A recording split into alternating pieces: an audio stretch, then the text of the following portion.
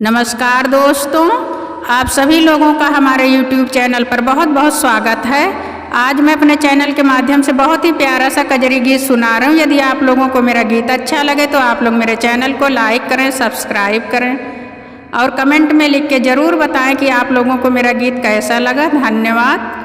लगे तैसा मनवा बोलै पापी मोरवा, मन मोरा लागा नैहरवा ना। लगे तैसा मनवा बोलै पापी मोरवा, मन मोरा लागा नैहरवा ना। मन मोरा लागा नैहरवा ना, हो मन मोरा लागा नैहरवा ना। मन मोरा लागा नैहरवा ना, हो मन मोरा लागा नैहरवा ना। लगे तैसा बनवा बोलै पापी मोरवा, मन मोरा लागा नैहरवा ना। लगे तैसा बनवा बोलै पापी मोरवा, मन मोरा लागा नैहरवा ना। मैया जो होती तो लेती खबरिया, लेती खबरिया हो लेती खबरिया।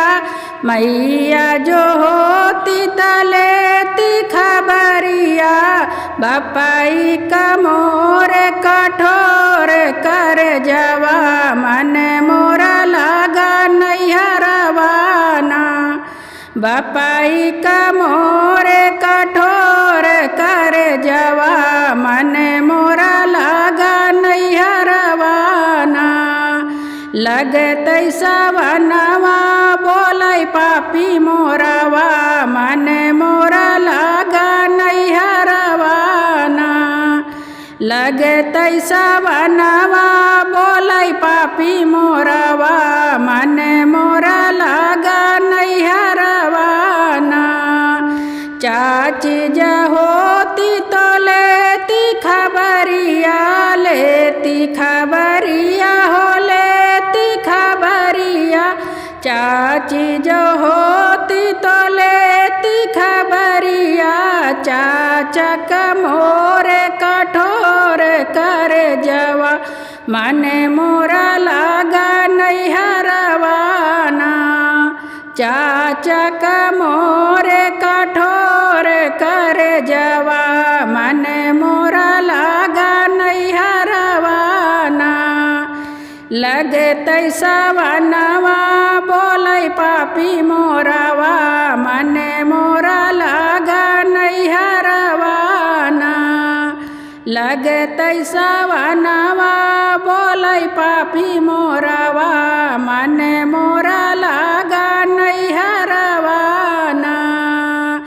भाभी जो होती तो लेती खबरिया, लेती खबरिया हो लेती खबरिया।